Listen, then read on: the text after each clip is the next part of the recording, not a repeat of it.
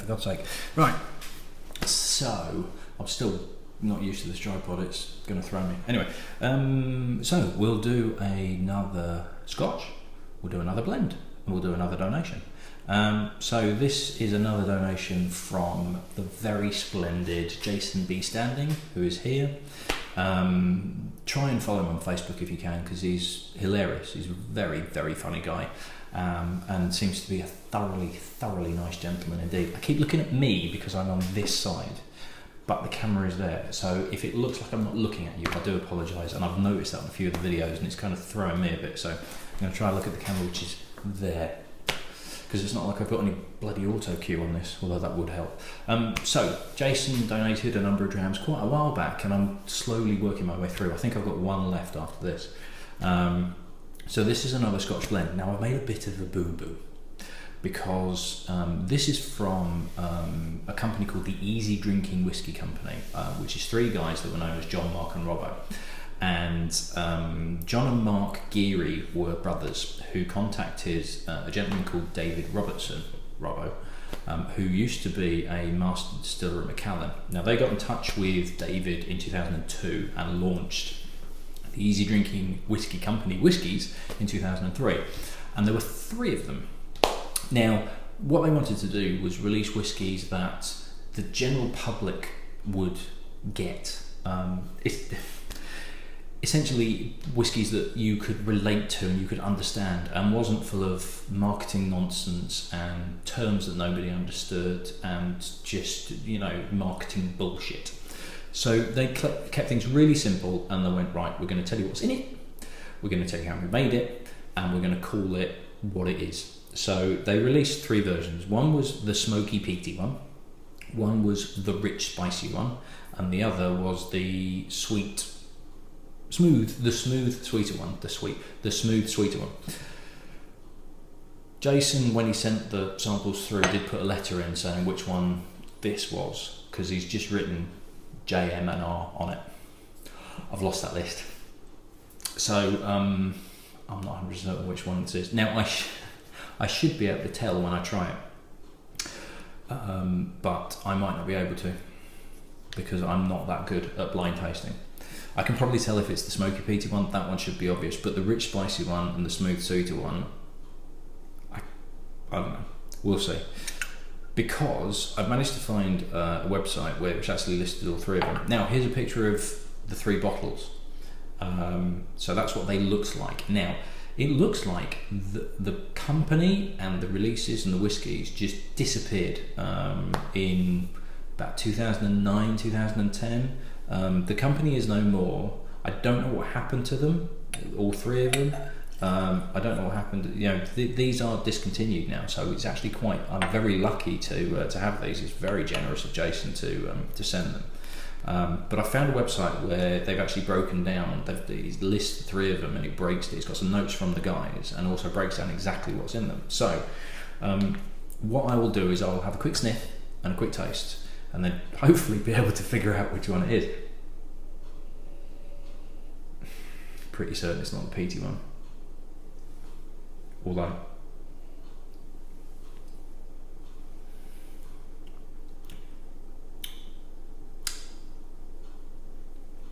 I haven't got a clue.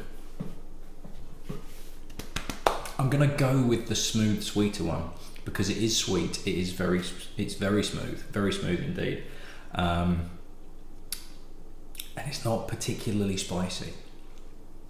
So I'm going to make myself look a big idiot here as well. I'm going to go with the smooth sweeter one, because it's very smooth.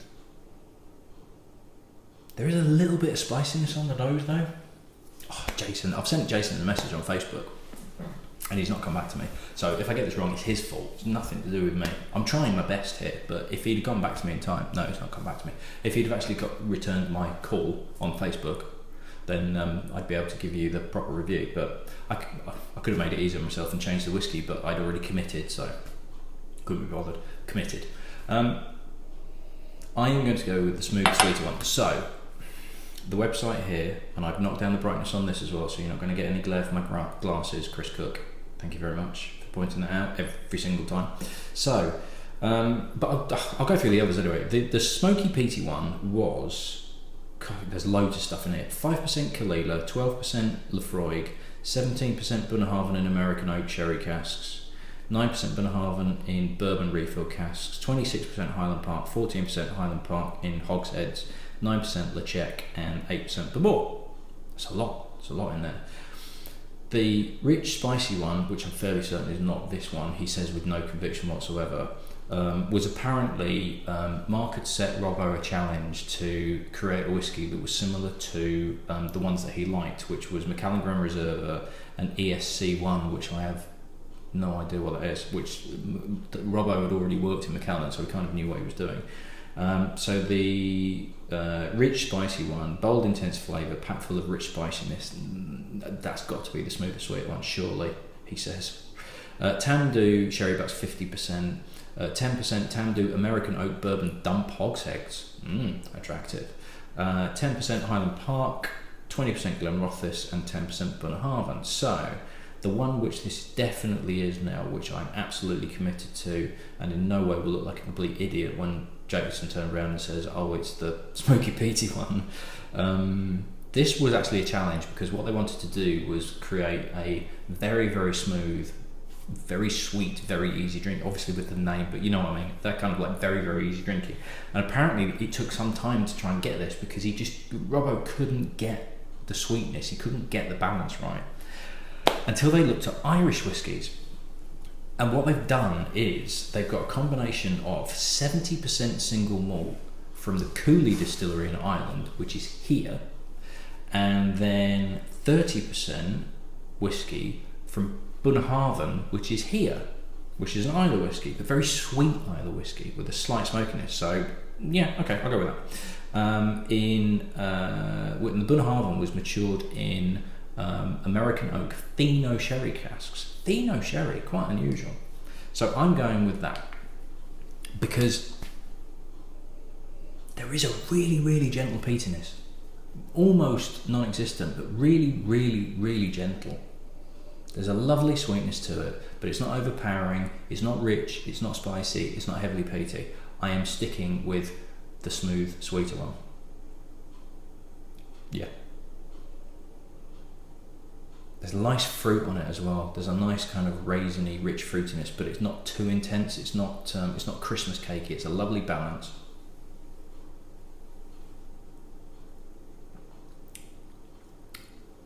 Very, very smooth.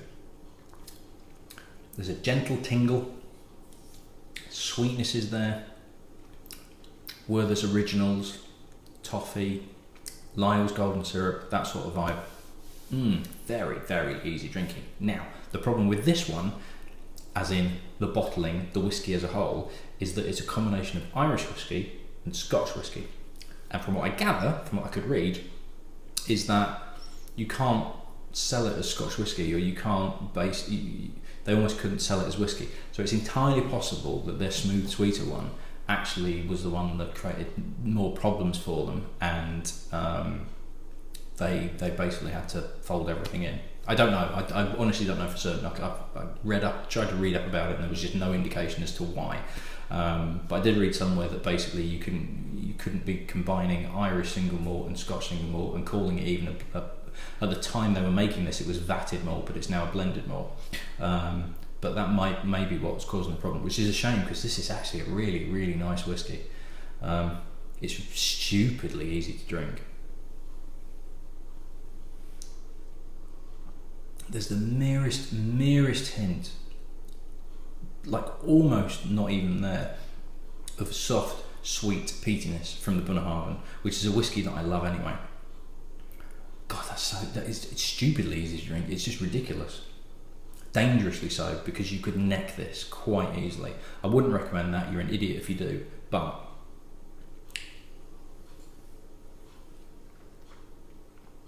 that's the kind of whiskey I like. Smooth, rich, nice complexity to it. Again, a bit like the Catos, some people would drink that and go, there's nothing to it. Oh, it's too light, there's nothing in there. You know, for people that want kind of either Islers or really heavily sherried, or, you know, one where you have to work at it. Sometimes I just like to sit down with a whiskey and not think about what I'm drinking, but just enjoy the sensations of it slipping down my throat and the sweetness and the richness and the fruitiness that's there. I don't want to have to sit and work at it and either fight it or have to work my way through the different flavours and kind of go, oh, there's that and that and that, and these things are pinging. Yes, it's fantastic to have that, but sometimes you just want a whiskey where you can just sit and relax and watch telly or read a book or do anything like that, and have that supporting you and not be the focus of attention. That fits the bill. It's a real shame if that's no longer around and they're not doing anything like that again. It's a real shame, because that does exactly what it says on the tin bottle, but you know what I mean. So yes, Jason, thank you very much for that. That was very interesting. I remember when they were being sold and I never ever tried it, so it's really nice to be able to try them. I really hope it was the smooth sweeter one, because if it wasn't, I'm going to look like a frickin' idiot. Even more of a frickin' idiot than I look like normally, because I've shown you that picture in the paper. Not good at all. Right, so we shall start moving into the Scotch region. Yeah, that's more like it. And I shall see you in the next one. Cheers. All right, so you're going to be quiet for me? Not going to say anything? Good, because I'm recording now. Hello, just a quick one, and you might not be able to hear me because I've not got the microphone plugged in. I've just finished editing all that video, and well, you're not supposed to make noise, dog. Yeah, it turns out that Jason did get back to me. You're making it shake, you dumb dog. Jason did get back to me, and I'm very pleased to say that it was actually the rich spicy one. So you're really making the camera shake, dog. Out, you big heavy lump, you. Sorry about that. Yeah, it was the rich spicy one. It wasn't the smooth sweeter one. So I got it completely wrong. And what was a really good whiskey is actually kind of not that great, because it's not very rich and it's not very spicy. And they kind of haven't done a particularly good job at doing what it was that they were aiming to do. Still a great whiskey, just the wrong name.